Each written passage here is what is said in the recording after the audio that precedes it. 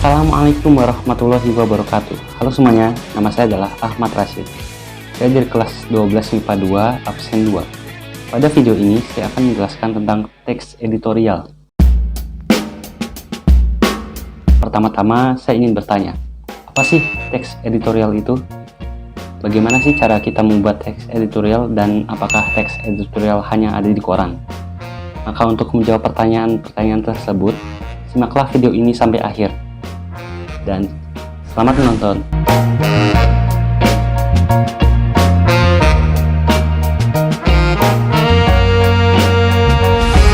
Baiklah semua, mari kita lanjut. Agar kita semua bisa memahami teks editorial dengan lebih lancar dan rinci, maka saya akan memaparkan presentasi. Jadi lihat, mengenal teks editorial bersama saya sendiri, Ahmad Rashid. Kerangka presentasi ada 3 bagian utama. Yang A, yaitu tentang prolog atau pengenalan yang sudah saya lakukan pada awal presentasi. Lalu B, penjelasan materi yang terdiri dari 10 subbab. Yang pertama, yaitu pengertian. Yang kedua, tujuan dan fungsi. Yang ketiga, manfaat. Keempat, karakteristik. Kelima, struktur. Dan 6, kaidah kebahasaan. Ketujuh, jenis-jenis. 8, langkah membuat. Ke-9, langkah menyunting. Dan ke-10, contoh dan analisis. Lalu bagian terakhir yaitu C, epilog atau penutupan yang akan saya lakukan pada akhir video nanti. Pembahasan pertama yaitu tentang pengertian. Pengertian teks editorial secara umum atau secara universal adalah teks editorial merupakan kolom khusus berupa opini tim penulis dan penyusun berita untuk menanggapi suatu isu yang sedang terjadi di dalam lingkungan masyarakat. Isu yang dimuat bisa meliputi masalah politik, masalah sosial, dan juga masalah ekonomi.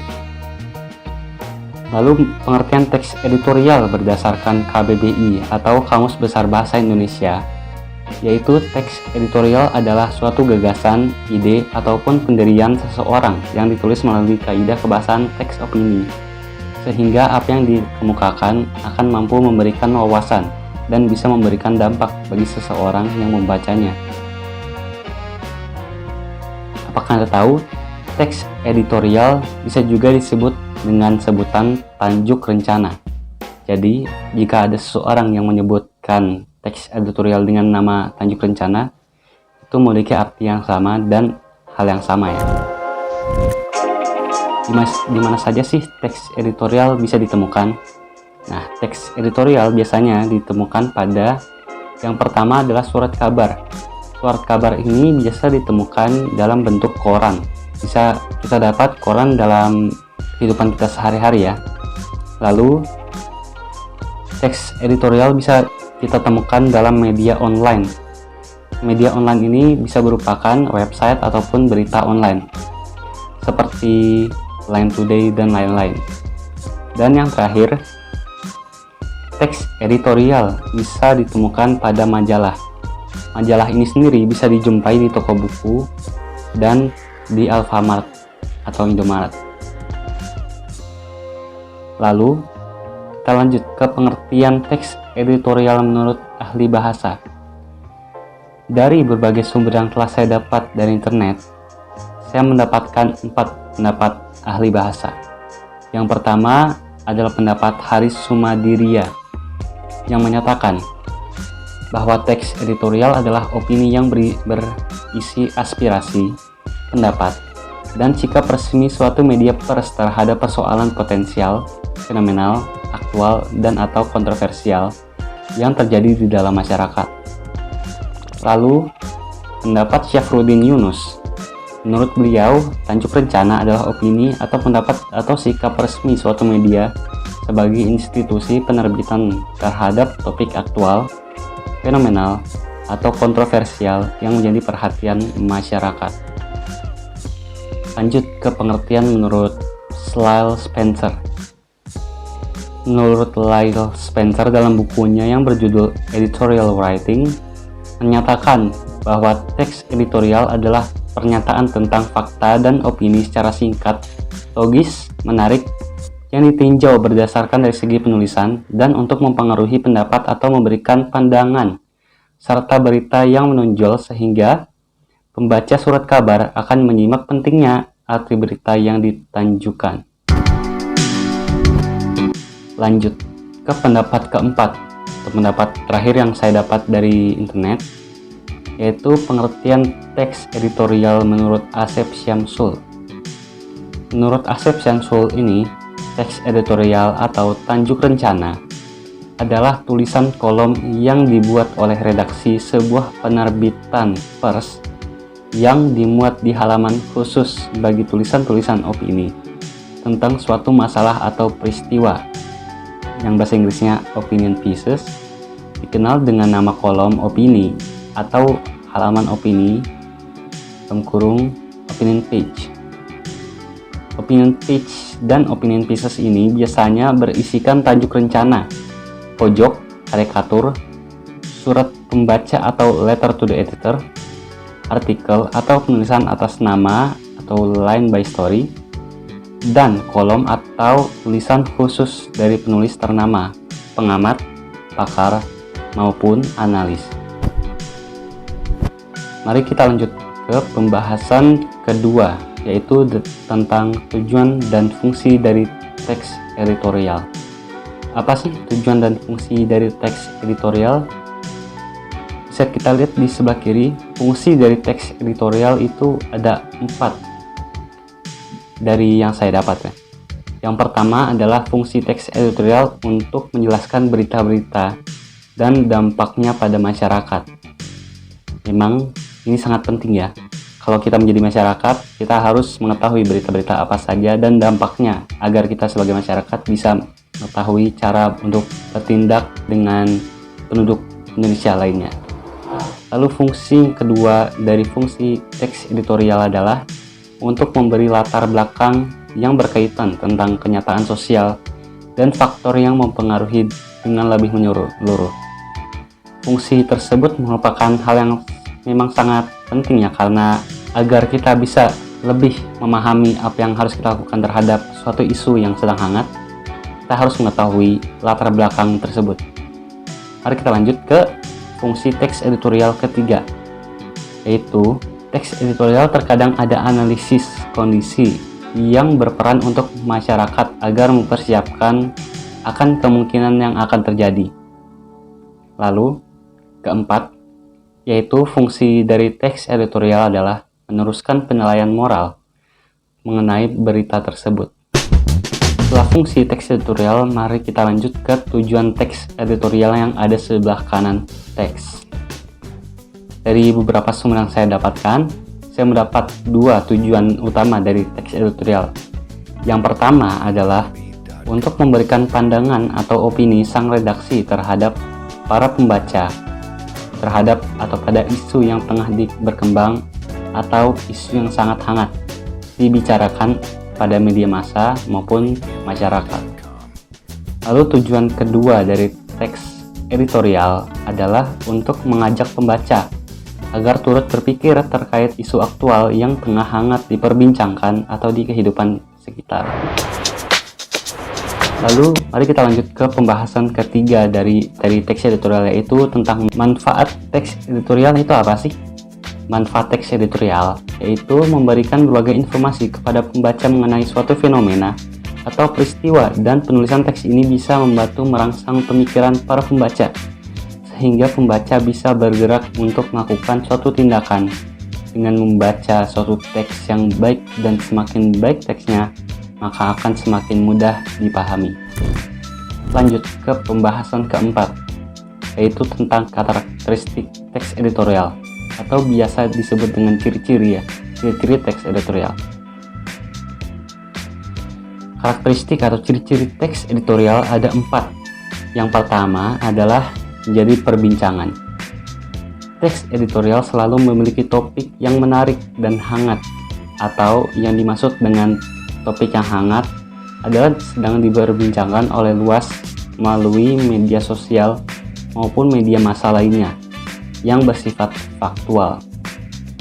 Lalu Karakteristik teks editorial yang kedua adalah sistematik dan logis.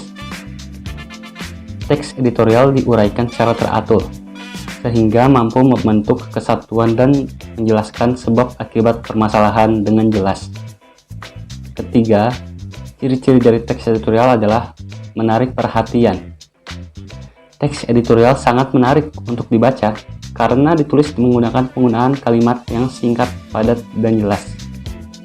Dan ciri-ciri terakhir dari teks editorial adalah argumentatif. Teks editorial memiliki berbagai macam opini dan pendapat yang membuat banyaknya argumen ataupun kontroversi. Mari kita lanjut ke pembahasan kelima, yaitu tentang struktur teks editorial. Struktur teks editorial ada tiga struktur teks editorial utama. Yang pertama adalah tesis. Tesis tersendiri merupakan pernyataan pendapat yang berisi sudut pandang penulis terhadap permasalahan yang diangkat, berupa pernyataan atau teori yang akan diperkuat oleh argumen. Lalu setelah tesis, ada struktur yang kedua dari teks editorial, yaitu argumentasi. Argumentasi sendiri merupakan bentuk alasan atau bukti yang digunakan untuk memperkuat pernyataan tesis. Bisa berupa pernyataan umum, dasar hasil penelitian, pernyataan para ahli, atau fakta-fakta yang dapat dipercaya. Lalu, struktur terakhir dari teks editorial adalah reiterasi atau penegasan ulang. Reiterasi sendiri berisi penguatan kembali atas pendapat yang telah ditunjang oleh fakta-fakta dalam bagian sebelumnya, yaitu bagian argumentasi. Contoh tesis, argumentasi, dan reiterasi adalah: pertama, contoh dari pendahuluan atau tesis, yaitu akan saya bacakan ya. Pendidikan merupakan kebutuhan WNI yang sangat penting, karena edukasi sangat memperbaiki SDM yang awalnya tidak bernilai apa-apa menjadi seorang yang hebat. Lalu contoh dari argumentasi adalah: jam belajar yang tinggi akan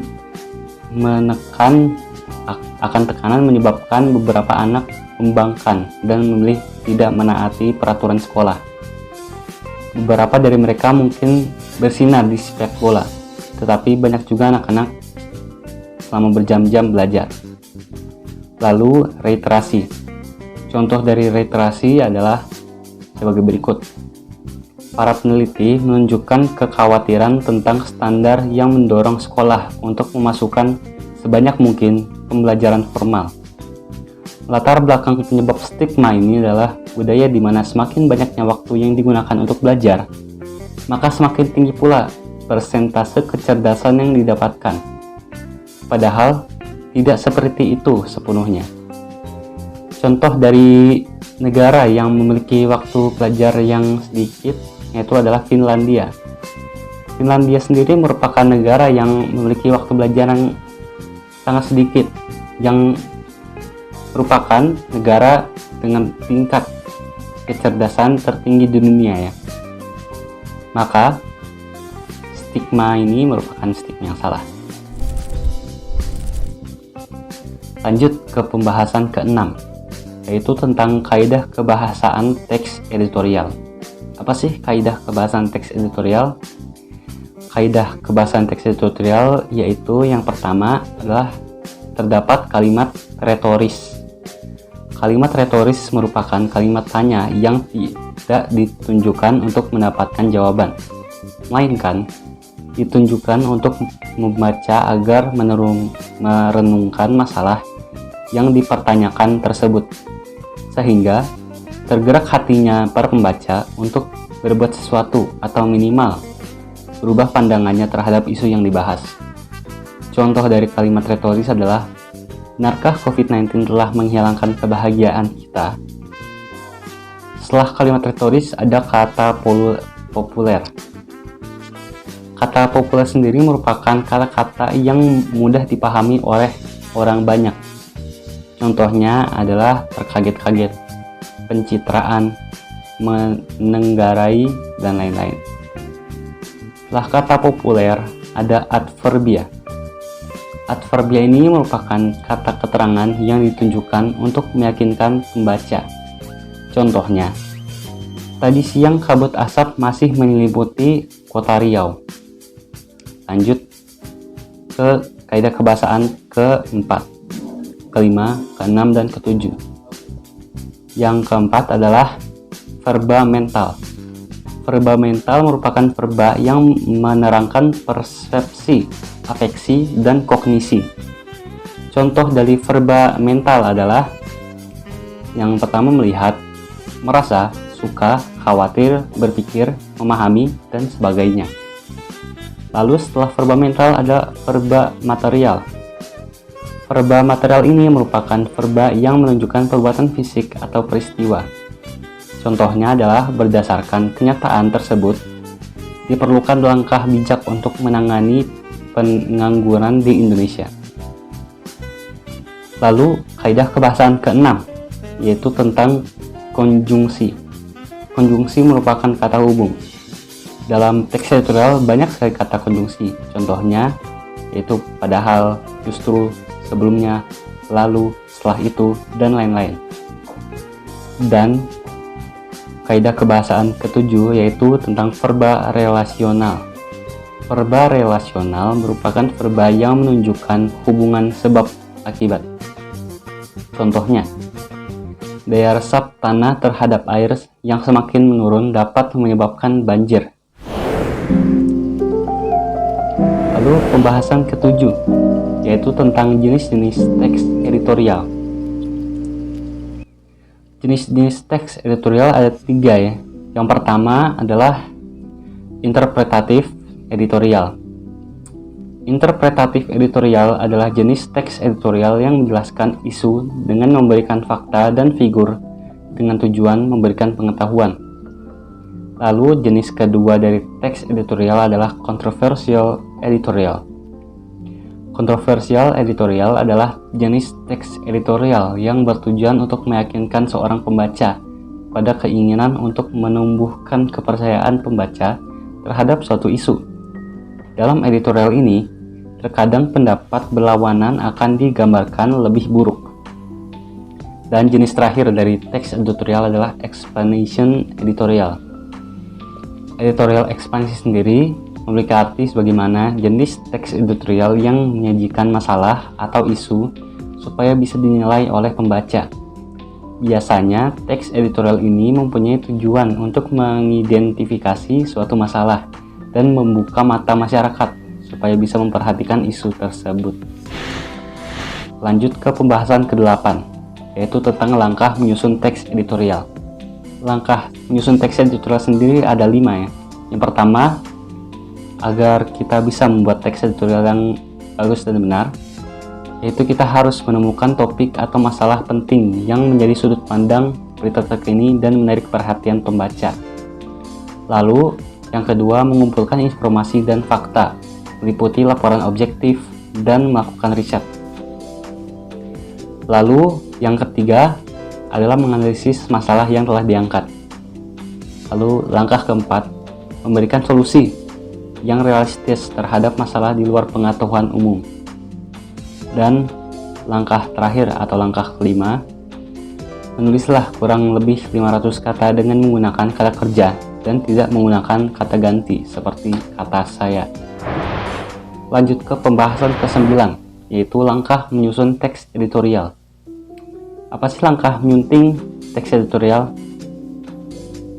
Langkah-langkah menyunting teks editorial ada 4, yaitu yang pertama, membaca kalimat demi kalimat untuk menemukan kesalahan penggunaan ejaan, pilihan kata, atau pola kalimat. Lalu langkah kedua menyunting teks editorial adalah membenarkan kesalahan penggunaan ejaan atau tidak tepat dan memperbaiki kalimat tidak tepat. Lalu langkah ketiga adalah memeriksa keterpaduan paragraf untuk menemukan kesalahan. Dan langkah keempat yaitu memperbaiki keruntutan paragraf yang tidak tepat yang dapat dilakukan dengan cara membuang paragraf tidak padu menempatkan paragraf pada urutan yang tepat, atau menambah paragraf di antara paragraf yang tidak runtut. Baik, mari kita lanjut ke pembahasan ke-10, yaitu tentang contoh dan analisis teks editorial. Contoh teks editorial pertama, ini merupakan teks editorial yang saya pilih, silakan di skip saja, nanti akan saya tuliskan. Menganalisis teks editorial 1. Jenisnya merupakan teks editorial eksplanasi. Alasannya, karena teks yang berjudul pengembangan berbasis adaptasi digital merupakan teks editorial yang berjenis eksplanasi. Karena teks tersebut mengangkat permasalahan yang bertujuan untuk membuat masyarakat bisa memperhatikan dan membukakan mata mereka mengenai isu tentang penerapan teknologi informasi atau TI dalam bidang pekerjaan, khususnya kewirausahaan. Analisis struktur teks editorial 1. Tesis. Kewirausahaan perlu dikembangkan dengan berbasis digital. Teknologi informasi yang terus berkembang menjadi sarana efektif untuk itu. Penerapan TI dalam kewirausahaan ini mengarah pada perpaduan sistem dan jaringan dan luar jaringan. Pendiri Ciputra Group, Ciputra, mengemukakan Indonesia kini telah berada pada era transisi dan bisnis berbasis konvensional atau tradisi menuju ke era digital. Transisi ini membutuhkan kiat khusus agar pelaku bisnis bisa tetap bersaing. Kita harus memasuki bidang IT. Kita butuh wirausaha yang menerapkan teknologi tinggi, ujar Ciputra dalam konferensi pers bertajuk Outlook Ekonomi 2018 dan peluncuran Entrepreneur Jakarta Selasa 31. Argumentasi. Tren digital tumbuh di luar biasa, termasuk di Indonesia. Saat ini 4 perusahaan rintisan Indonesia masuk dalam kategori kakap atau unicorn dengan valuasi bisnis lebih dari 1 miliar dolar AS, yakni Traveloka, Tokopedia, Gojek, dan Bukalapak. Kewirausahaan menjadi salah satu solusi untuk menyerap tenaga kerja dan mengurangi kemiskinan. Teknologi informasi atau TI mendukung hal itu. Sekarang waktunya kewirausahaan tumbuh termasuk dalam teknologi informasi. Perusahaan yang tidak masuk ke TI akan ketinggalan zaman, kata Ciputra. Yoris Sebastian, pendiri OMG Consulting, mengatakan jumlah wirausaha milenial di era digital masih sangat rendah. Padahal menurut Yoris, potensinya cukup besar untuk generasi yang berkarakter suka kebebasan ini. Mereka seharusnya menjadi entrepreneur bukan menjadi karyawan, kata Yoris. Menurut Ciputra, tahun ini pihaknya akan mendirikan pusat wirausaha di Tokopedia Tower, Jakarta. Pihaknya akan memberikan kursus digital kepada usaha rintisan ataupun mereka yang ingin memulai bisnis setelah pensiun. Usaha yang mendapat kesempatan untuk menyewa ruang kantor dengan tarif sewa ringan. Dalam kutip, sekarang menjadi saat yang tepat untuk bangkit dalam bisnis dan pengembangan TI, ujarnya. Lalu kita ke reiterasi atau penegasan ulang. Chief Marketing Officer Gojek, Jakubowski, mengemukakan Indonesia memiliki 2 potensi utama yang bisa menjadi kekuatan, yaitu generasi milenial dan pemanfaatan teknologi digital sebagai model bisnis masa depan. Penerapan TI bukan lagi sebatas digital, melainkan kombinasi dengan luring atau bentuk fisik atau LKT. Lanjut ke analisis kesalahan teks editorial 1. Contoh dari teks analisis editorial 1 yaitu ada 3 kesalahan. Yang pertama merupakan 1 miliar, lalu kata padahal, dan Piotr Jakubowski. Kesalahan penulisan pada contoh teks editorial 1. Yang kesalahan pertama yaitu kalimat. Yang salah yaitu saat ini 4 perusahaan rintisan Indonesia masuk ke dalam kategori kakap atau unicorn dengan valuasi bisnis lebih dari 1 miliar dolar AS, yakni Traveloka, Tokopedia, Gojek, dan Bukalapak. Kalimat perbaikan dari kalimat sebelumnya adalah 1 miliar seharusnya ditulis dengan huruf, bukan angka. Alasannya, bilangan angka dalam teks yang dapat dinyatakan dengan 1 atau 2 kata ditulis dengan huruf, kecuali jika dipakai secara berurutan seperti dalam perincian. Lalu kesalahan kedua dari teks editorial sebelumnya, yaitu kalimat yang salah, yaitu padahal menurut Yoris potensinya cukup besar untuk generasi yang berkarakter suka kebebasan ini. Kalimat perbaikannya yaitu padahal dan menurut diantaranya harusnya tidak ada koma. Alasannya, tanda koma dipakai di belakang kata atau ungkapan penghubung antar kalimat, seperti oleh karena itu, jadi, dengan demikian, sehubungan dengan itu, dan meskipun demikian. Jadi kata padahal tidak memerlukan tanda baca koma. Lanjut ke kesalahan ketiga, yaitu pada kata Chief Marketing Officer Gojek Piotr Jakubowski mengemukakan. Kalimat perbaikannya harusnya Chief Marketing Officer Gojek, Piotr Jakubowski, mengemukakan, Alasannya, tanda koma dipakai untuk mengapit keterangan tambahan atau keterangan oposisi. Dan pada teks tersebut seharusnya nama seseorang yang sebelumnya disebutkan jabatan memerlukan tanda koma dan setelah nama. Lalu, lanjut ke analisis struktur teks editorial yang kedua. Contoh dari teks editorial 2, silakan pause jika ingin membacanya. Lalu, mari menganalisis teks editorial 2. Jenis dari teks editorial kedua yaitu kontroversial editorial. Alasannya, teks yang berjudul AS tak mampu mengatasi penembakan massal merupakan teks editorial yang berjenis kontroversial. Karena teks tersebut bertujuan untuk meyakinkan seseorang pembaca pada keinginan atau menumbuhkan kepercayaan pembaca terhadap suatu isu. Dalam editorial ini, terkadang pendapat berlawanan akan digambarkan lebih buruk. Lanjut, analisis struktur teks editorial 2. Tesis, penembakan secara brutal terus menghantui warga Amerika Serikat. Sudah ratusan kali kasus seperti ini terjadi. Sudah ribuan nyawa pula yang melayang. Mereka menjadi korban asli koboi jalanan yang tidak bertanggung jawab. Amerika Serikat yang konon superpower ternyata belum mampu mengatasi permasalahan di dalam negerinya secara utuh. Khususnya kriminal penggunaan senjata api. Penembakan liar akan terus menjadi ancaman bagi warga di sana. Sampai saat ini, Amerika Serikat belum menemui cara jitu untuk mengatasi kasus yang sangat berbahaya ini. Lanjut ke argumentasi. Terbaru terjadi 14 Agustus lalu, warga daerah Nicetown, Tioga, Philadelphia, mengalami drama menegangkan. Mereka menyaksikan langsung petugas kepolisian berjibaku dengan pria bersenjata selama 7 jam. Peristiwa ini menyebabkan 6 penegak hukum terluka. Polisi datang ke lokasi bukan untuk menggerebek pemilik senjata api, tapi datang untuk membuat surat untuk penggeledahan narkoba. Tiba-tiba pelaku menyerang petugas dengan tembakan. Petugas kelabakan karena tidak menyangka akan diserang.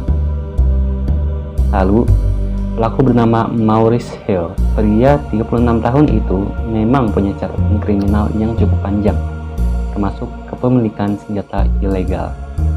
Persoalan senjata memang menjadi permasalahan serius bagi Amerika Serikat.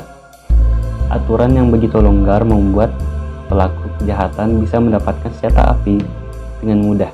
Sampai saat ini, hampir separuh rumah tangga di Amerika Serikat memiliki senjata api, atau 42% dari total rumah tangga yang ada. Jumlahnya sangat menjengkelkan. Sebanyak 265 juta pucuk senjata api ada di tangan warga biasa. Lanjut ke reiterasi penegasan ulang. Jumlah seperti itu akan menyulitkan petugas yang berwenang untuk melakukan pengawasan, apalagi harus membina pemiliknya agar tidak menyalahgunakan senjatanya. Karena itu tidak berlebihan kalau kemudian muncul anggapan bahwa saat ini Amerika Serikat sudah mengalami yang namanya darurat senjata api. Penembakan brutal semakin sering terjadi. Pada 2019 saja tercatat sudah terjadi 250 kali penembakan massal dengan korban yang tidak sedikit. Kebanyakan yang menjadi korban adalah warga biasa yang tidak bersalah. Contoh latihan dari soal teks editorial kedua. Lanjut. Soal yang pertama yaitu 1. Tentukan masalah atau isu dalam teks editorial tersebut. 2. Tentukan aspek pendekatan teks editorial tersebut berbentuk politis atau sosiologis. dan berikan alasannya. Ketiga, identifikasikan jenis tajuk rencana tersebut. Soal keempat, temukan fakta dan opini dalam teks tersebut. Lalu soal kelima, buatlah simpulan isi tajuk rencana tersebut. Jawaban soal untuk nomor 1 yaitu permasalahan teks tersebut adalah penembakan secara brutal dan massal di AS. Jawaban kedua yaitu pendekatan politis adalah kepemilikan senjata tajam. Pendekatan sosiologis adalah petugas polisi berjibaku dengan pria senjata selama 7 jam. Lalu jawaban ketiga adalah tajuk rencana tersebut merupakan teks editorial kontroversial, seperti yang sudah saya jelaskan. Keempat, fakta dan opini. Yang A, fakta. Sampai saat ini, hampir separuh rumah tangga di AS memiliki senjata api, atau 42% dari total rumah tangga yang ada. Sebanyak 265 juta puncuk senjata api ada di tangan warga biasa. Lalu opini, jumlahnya sangat mencengangkan. Jumlah seperti itu akan menyulitkan petugas berwenang untuk melakukan pengawasan. Dan 5, kesimpulannya adalah AS tidak mampu atasi penembakan massal dikarenakan sebanyak 265 juta puncuk senjata api ada di tangan warga biasa. Sekian apa yang ingin saya sampaikan pada presentasi ini. Kurang lebihnya mohon maaf. Terima kasih. Wassalamualaikum warahmatullahi wabarakatuh.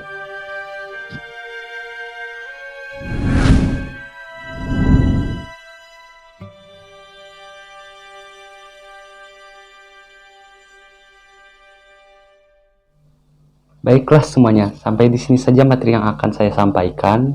Kurang lebihnya mohon maaf, dan kepada kalian yang telah menonton video ini sampai akhir, terima kasih, semoga bermanfaat. Wassalamualaikum warahmatullahi wabarakatuh. Terima kasih semuanya.